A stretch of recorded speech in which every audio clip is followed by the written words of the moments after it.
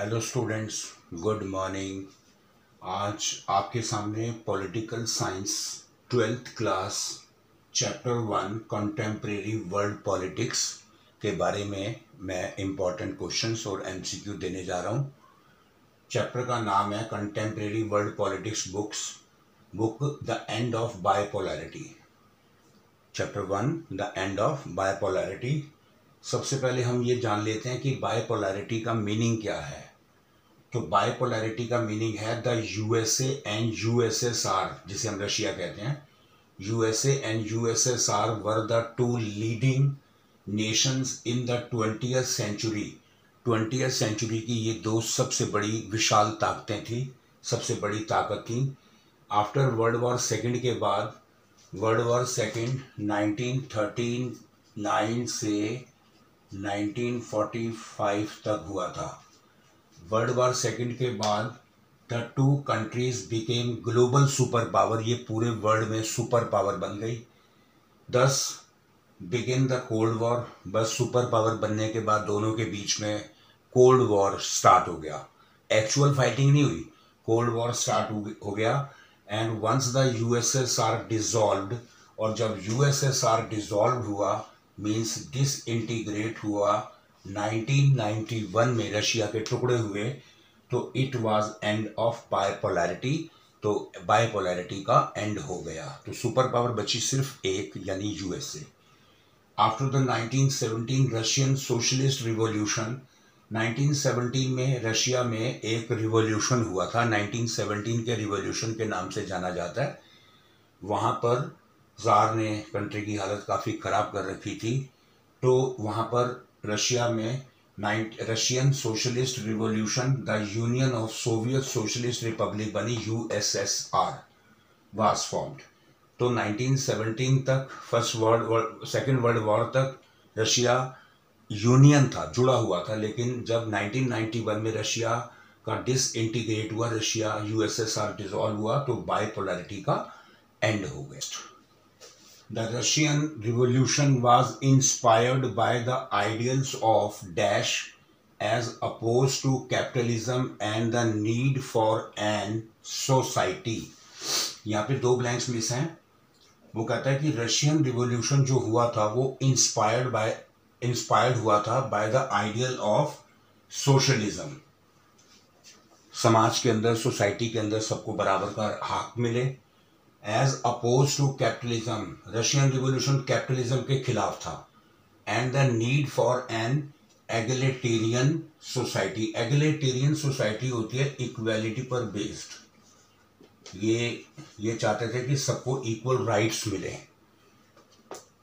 तो option a socialism and egalitarian, socialism as oppose to the capitalism and need for an egalitarian society, यानी equality पर based society की बात ये करते थे।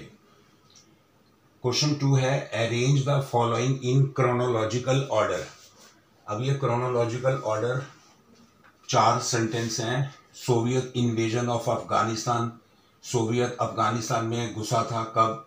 Fall of the Berlin wall, Berlin wall कब फॉल हुई थी? Disintegration of Soviet union, Soviet union कब टुकड़े हुआ था? 15 देशों में बट गया था।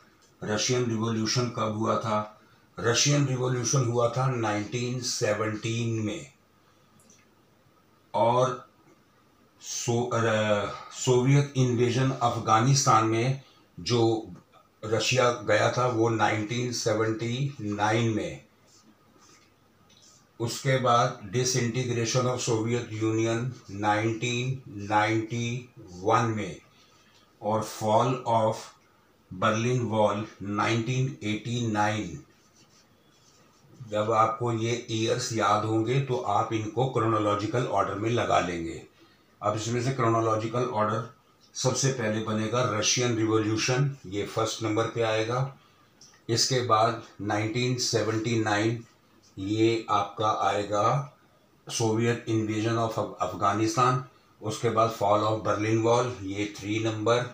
और क्रोनोलॉजिकल का चौथा लास्ट है 1991 में disintegration of Soviet union.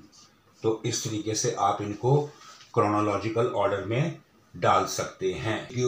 Identify the group of countries, नीचे लिखो में से कौन सी ग्रुप ऑफ कंट्रीज थी that had been part of the Soviet Union before disintegration. जब सोवियत यूनियन का डिसइंटीग्रेशन हुआ था 1991 में, तो उससे पहले नीचे लिखो में से कौन सी ग्रुप ऑफ कंट्री उसका पार्ट थी। Option A Tajikistan, Azerbaijan, Armenia. Option B Armenia, West Germany, Azerbaijan. तो वेस्ट जर्मनी बीच में आ गया तो ये तो होगा नहीं। पोलैंड ये भी दूसरी कंट्री है, ये भी इसका पार्ट नहीं था। नॉर्वे भी आ गया, नॉर्वे, हंगरी, रोमानिया ये भी दूसरी कंट्री है, ये भी पार्ट नहीं होगा। तो ऑप्शन ए, जो रशिया के डिसइंटीग्रेशन होने से पहले, सोवियत यूनियन के डिसइंटीग्रेशन होने से पहले जो कंट्रियां उसका पार्ट थी वो थी तजाकिस्तान, अज़रबैजान और आर्मेनिया। ये राइट आंसर है। Question 4, which one of the following from the north east had become a state before 1972। नीचे लिखो में से नॉर्थ ईस्ट की कौन सी ऐसी जगह है जो 1972 से पहले स्टेट बन गई थी। मेघालय नहीं बनी थी, मणिपुर नहीं बनी थी, ये सब बाद में बने थे। त्रिपुरा नहीं बनी थी, सबसे पहले 1972 से पहले नागालैंड बनी थी एक स्टेट। क्यों? Why did Russia become the successor of USSR. Russia जो था वो यूएसएसआर के बाद इस सक्सेसर क्यों बना, यानी यूएसएसआर जब डिसइंटीग्रेट हुआ तो रशिया का निर्माण हुआ, रशिया बना। तो इसमें से कौन सा ऑप्शन होगा? Option A, Russia led the formation of CIS. क्या रशिया ने सीआईएस बनाया था, यानी Commonwealth of Independent States. Option B, it inherited the Soviet seat in the UN. क्या इसको यूएन में पहले से ही सीट मिली हुई थी। C, option C, it was the largest republic. क्या ये बहुत बड़ा रिपब्लिक था। ऑप्शन डी, बोरिस येल्सिन वहां पर एक बड़ा लीडर बनकर आया था। Was more charismatic than Gorbachev. क्या ये बोरिस येल्सिन गोर्बाचोव से ज़्यादा चरिस्मेटिक लीडर था, यानी करिश्मा करके दिखाने वाला या जोशीला। तो सेलेक्ट द करेक्ट आंसर, इसमें से सेलेक्ट करना है। ऑप्शन 1 का है ए एंड सी, सेकंड का है B and C only, third का है A and D only, fourth का है B and D only.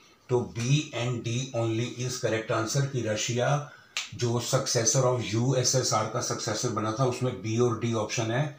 B है, it inherited the Soviet seat in the United Nation में, इसको सोवियत सीट अपनी मिली हुई थी, ये परमानेंट मेंबर है। उसके बाद डी जो है, बोरिस येल्सिन वहां पर जो था बहुत ही चरिस्मेटिक लीडर था, उन दोनों में इसका काफी नाम था, गोर्बाचोव से ज्यादा करिश्मा करके दिखाने वाला जोशीला इंसान। तो ऑप्शन 4 यानी B and D only is right answer. The term largest garage sale in history में सबसे ज्यादा सेल इज एसोसिएटेड विद किस चीज से जुड़ी हुई है। Option A, Cuban missile crisis. Option B, Gulf war. Option C, Bolshevik revolution. Option D, shock therapy. तो वर्ल्ड की हिस्ट्री में सबसे ज्यादा largest garage sale shock therapy से जुड़ी हुई है। क्योंकि शॉक थेरेपी में रशिया के वैल्यूएबल प्रोडक्ट्स कम प्राइसेस पर सेल किए गए थे। जो वैल्यूएबल प्रोडक्ट थे उनकी वैल्यू खत्म हो चुकी थी, उन्हें सस्ते दामों पर बेचना पड़ा था। रशिया को बहुत बड़ा झटका लगा था। Question 7, last president of Soviet union was. Soviet union जब यूएसएसआर जुड़ा हुआ था, सोवियत यूनियन जुड़ा हुआ था, अभी उसको डिसइंटीग्रेट नहीं हुआ था, तो लास्ट प्रेसिडेंट मिखाइल गोर्बाचोव थे। स्टालिन नहीं था, खुरुशेव नहीं था, लेनिन नहीं था, Gorbachev last president Soviet union के थे। Question 8 MCQ, which of the following is not a Baltic state. नीचे लिखो में से बाल्टिक स्टेट कौन सा नहीं है, कौन सा नहीं है। बाल्टिक स्टेट यूक्रेन नहीं है, एस्टोनिया, लेटविया और ल्यूथेनिया बाल्टिक स्टेट्स है, बाल्टिक रिपब्लिक है। क्योंकि जियोपॉलिटिकल टर्म है ये Baltic state, A, C and D, यानी एस्टोनिया, लेटविया और ल्यूथेनिया मेंबर ऑफ नाटो के मेंबर भी हैं, और ये ईस्टर्न सी, बाल्टिक सी के पास है।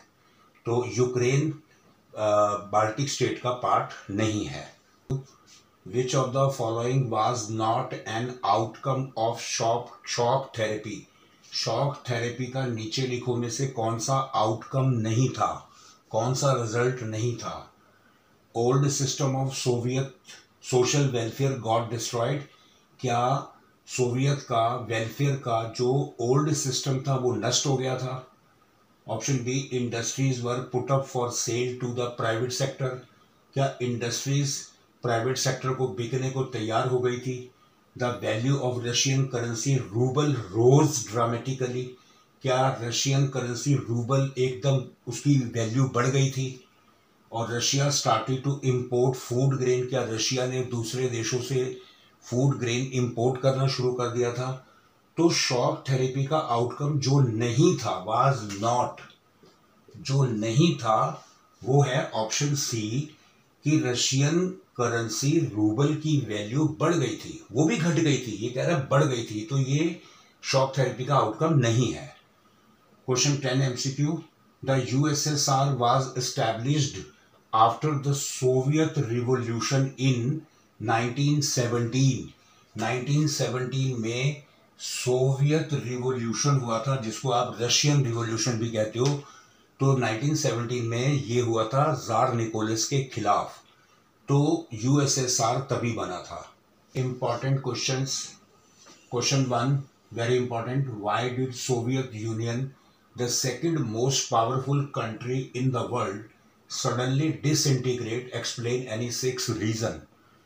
सेकंड वर्ल्ड की powerful country, most powerful country Soviet Union, क्या ऐसी वजह थी कि अचानक इसके टुकड़े हो गए?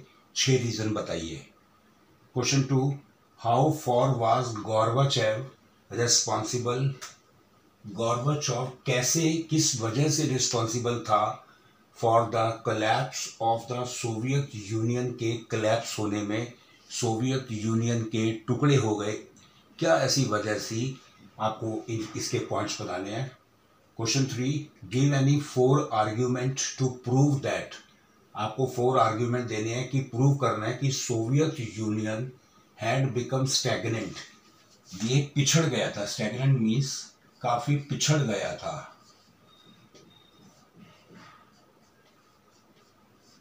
क्या ऐसे आर्ग्यूमेंट थे कि जिसकी वजह से सोवियत यूनियन पिछड़ गया था इन एडमिनिस्ट्रेटिव प्रशासन में और पॉलिटिकल सेंस, वहां की पॉलिटिक्स गड़बड़ा गई थी? ऐसे कौन से आर्ग्यूमेंट थे?